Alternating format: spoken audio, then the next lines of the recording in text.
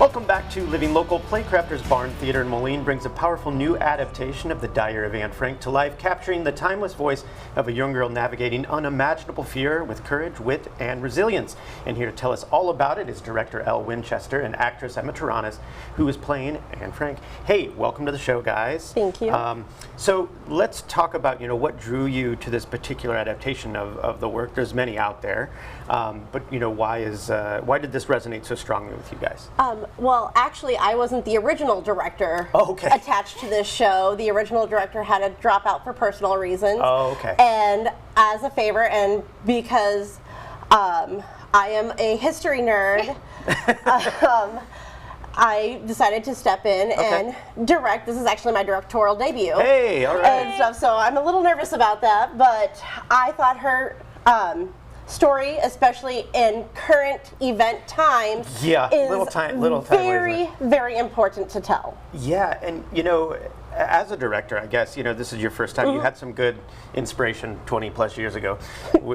we know each other from way back in the day. Yes.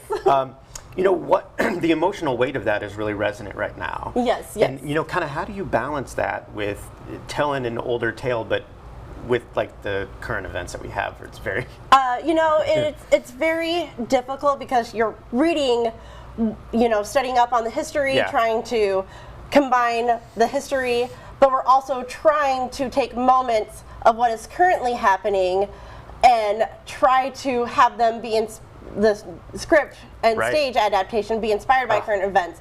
Like, my lead actress is a person who has lives that are similar to people being affected. Our Otto Frank is also a Hispanic man. And so we're trying to also bring that into what is happening. Oh man, yeah. And Emma, I can't imagine, for you playing this iconic character, but also just, given everything that's going on in the world, how did you prepare for that to not mess with your head too much, but still tell the story? Well, it's obviously a huge responsibility. I always wanted to do justice to Anne and her light that she had. And so in order to do that, I read everything I could get my hands on about her. I watched documentaries. I'm also a huge history nerd, so I love that research process.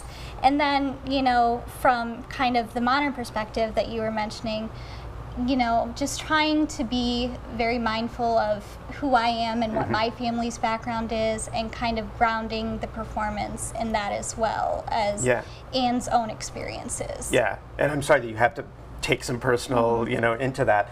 But what are one of the more challenging aspects of staging this on Playcrafters stage to begin with? Because it's a big, long thrust. Everything takes place in a small apartment. Yes, there was a lot of when I was planning out the set design, being like, this show does not make sense for this stage. Like, the annex was 3 levels. And so, where the Franks and Dussel lived with their 2 bedrooms, the kitchen with the fondants, and then the attic. So it was hard trying to figure out how am I going to make those levels work and stuff like that, and it was crowded in the annex and stuff like that. But obviously our stage is even smaller than that. So I'm I've got 8 people who are on the stage at every single moment of the show. I need them to not trip over each other, but also, I need to bring to life the set. So it was difficult a few times. Well, that stage is so long too. It goes so far out. And have you both done shows at Playcrafters? I know you have. Yes. And you have as well. And I love that space. That's one of my favorite spaces, because you can't really hide as a performer or as an audience member. There's nowhere to hide in there at all. Does that, you think, help kind of make the audience connect with the material? I think so. There's a few moments where Anne breaks the 3rd wall and stuff like that, and it helps to have that audience closer so she can have a more intimate conversation with the audience during those 4th wall breaks. What's that like for you, Emma? I think it's really special because I think it helps the audience feel connected to Anne and her story. I also think having the audience members so close, it almost makes them feel like they're in the annex with us, and they're really a part of the story and a part of this history. Yeah, and what are you hoping audiences carry away from this, especially the younger audience that may be learning about this for the first time?